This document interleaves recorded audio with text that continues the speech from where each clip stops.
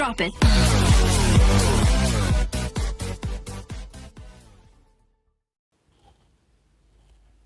स्वागत है दोस्तों एक बार फिर से आप सभी का जेबीटी न्यूज़ में। और मैं हूं आपके साथ श्रेयांश। देश में जब से लॉकडाउन शुरू हुआ है यानी 25 मार्च 2020 से लेकर अब तक रोज़ औसतन 4 मजदूरों की मौत हो रही है। कोरोना वायरस संक्रमण को लेकर प्रधानमंत्री नरेंद्र मोदी को देशव्यापी लॉकडाउन का ऐलान किए लगभग 2 महीने हो चुके हैं। लॉकडाउन के कारण अचानक हुए इस ऐलान के बाद देश में हज़ारों प्रवासी मजदूरों को अपने घरों के लिए पैदल ही चलना पड़ा, क्योंकि अंतर्राज्यीय बस और रेल सेवाएं भी बंद हो चुकी थी। 24 मार्च से लेकर अब तक देश भर में हुए कई सड़क हादसों में बड़ी संख्या में प्रवासी मजदूरों की जान गई है। मीडिया रिपोर्ट्स के अनुसार लॉकडाउन के बाद सड़क हादसे और सेहत बिगड़ जाने से अब तक कुल 208 मजदूरों की मौत हो चुकी है। लॉकडाउन की घोषणा इसलिए की गई थी ताकि कोरोना वायरस के कम्युनिटी ट्रांसमिशन को रोका जा सके।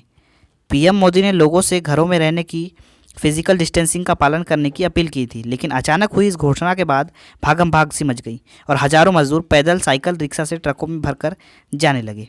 केंद्रीय स्वास्थ्य और परिवार कल्याण मंत्रालय के अनुसार 29 मार्च तक कोविड-19 संक्रमण की वजह से देश में 25 मौतें हुई थीं, जबकि लॉकडाउन की वजह से पैदा हुई समस्याओं से 20 लोगों की मौत। 20 मई तक देश में लगातार पैदल चलते चलते या सड़क हादसे का शिकार होकर 200 प्रवासी मजदूर मारे जा चुके थे।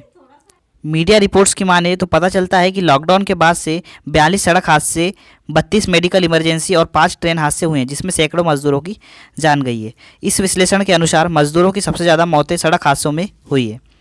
सड़क हादसों के बाद हजारों किलोमीटर के रास्ते पर पैदल चलते चलते सबसे ज़्यादा मजदूरों की मौत हुई है। विश्लेषण से पता चलता है कि पैदल चलते चलते ज़्यादा थकान की वजह से मरने वालों की हर उम्र के लोग शामिल थे, युवा और बुजुर्ग दोनों। 65 साल के रामकृपाल ने मुंबई से उत्तर प्रदेश स्थित अपने घर पैदल ही जाने का फैसला किया था। उन्होंने पैदल चलकर और लिफ्ट लेकर 1500 किलोमीटर की दूरी तय कर ली थी, लेकिन अपने गांव पहुंचकर वो इस कदर थक चुके थे कि उनकी मौत हो गई। एक अन्य घटना में 12 साल की एक बच्ची तेलंगाना के मुलुगु जिले से छत्तीसगढ़ के बीजापुर के लिए पैदल ही निकली थी। वो 3 दिनों तक लगातार सैकड़ों किलोमीटर तक चली, घने जंगलों का रास्ता तय किया, लेकिन फिर रास्ते में ही उसकी मौत हो गई। बच्ची लॉकडाउन से पहले अपने चाचा समेत 13 अन्य प्रवासी मजदूरों के साथ मिर्च के खेतों में काम करने गई थी। मई की शुरुआत में महाराष्ट्र में औरंगाबाद के पास हुई रेल दुर्घटना में 16 मजदूर मारे गए थे। टाइम्स ऑफ इंडिया की रिपोर्ट के अनुसार ये मजदूर 40 किलोमीटर तक पैदल चलने के बाद थककर सतना के पास रेलवे ट्रैक पर ही सो गए थे।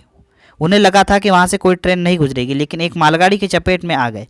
इस हादसे से प्रधानमंत्री नरेंद्र मोदी ने ट्वीट किया था कि वो बेहद दुखी है। उन्होंने कहा कि लोगों को हर जरूरी मदद मुहैया कराई जाएगी। एक अन्य घटना में पैदल अपने घर को जाते हुए 2 प्रवासी मजदूर छत्तीसगढ़ के कोरिया जिले में एक मालगाड़ी की चपेट में आकर मारे गए।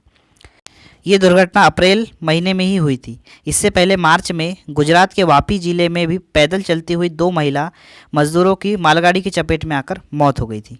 इससे साफ जाहिर होता है दोस्तों कि कोरोना वायरस तो एक तरफ जान ले ही रहा है, वहीं उसके बचने के उपायों ने भी 208 लोगों की जान ले ली है। अगर आपको वीडियो अच्छा लगा तो लाइक करें और हमारे चैनल को सब्सक्राइब करना बिल्कुल ना भूलें।